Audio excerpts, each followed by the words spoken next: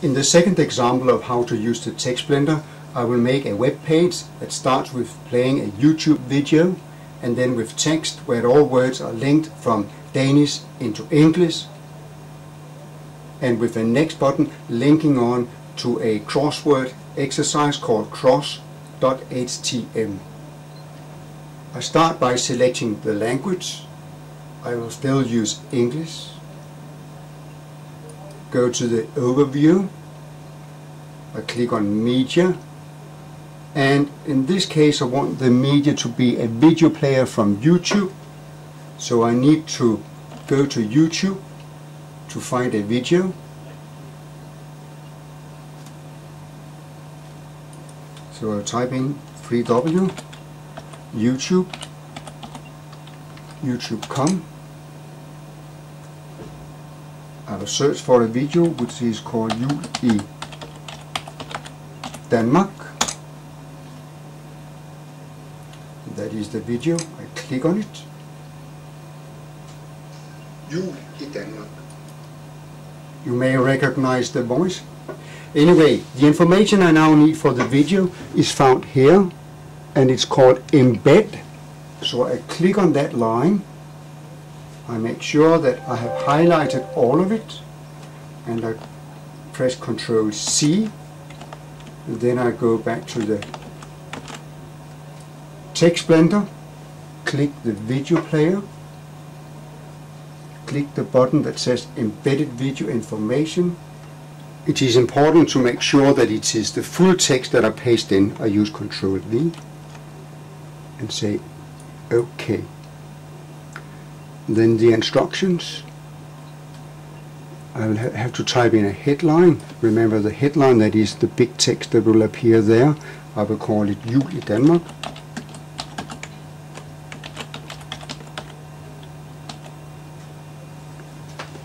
I will still use the phrase click on a word to look it up in the dictionary. I could replace that with a Danish instruction. The exercise that I will link to is just called cross.htm. And in the copyright, video and text,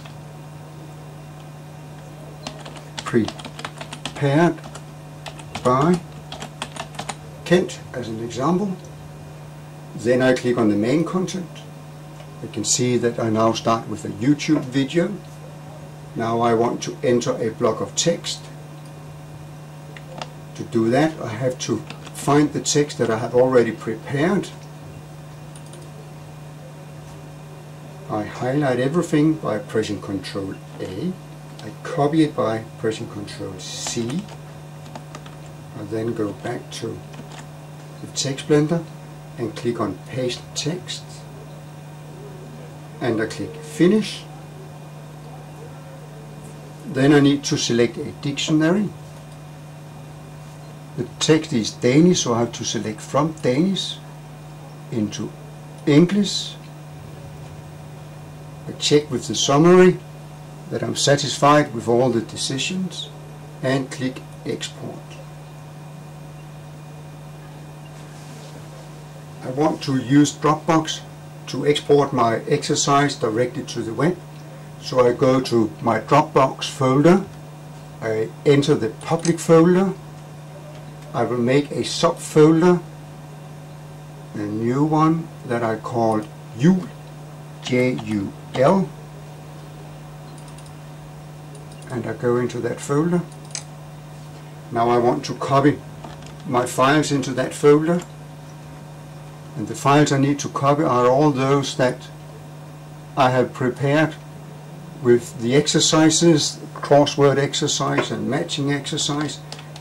So I copy those, Ctrl C, and put it in here, Ctrl V, there, and they are now being exported automatically.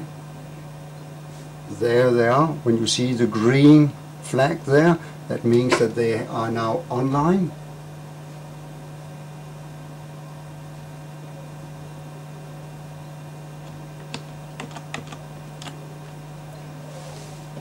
I want to export the web page, and I want to export it to my public folder and the subfolder I created previously called Jul.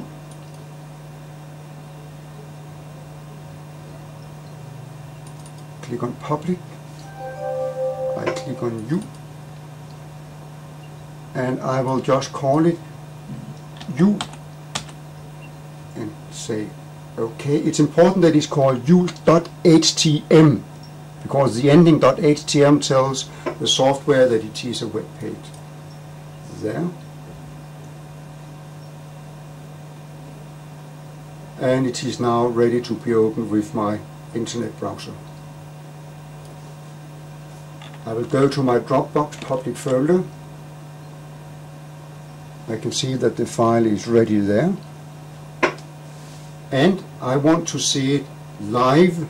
I could click on it now and it will start and it will work locally, but I would also like to see it live in the internet.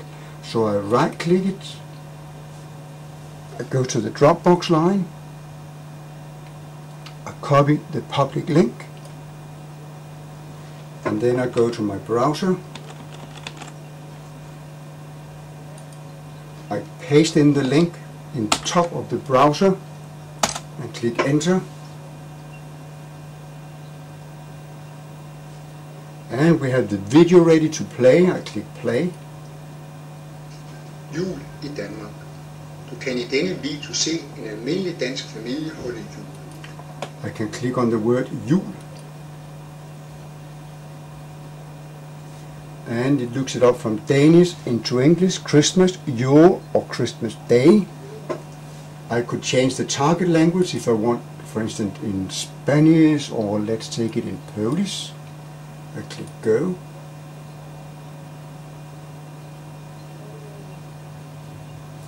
And we have the Polish translation of the Danish word Jul. I will then check if my exercises also work. I click on next. And there it is, the crossword puzzle.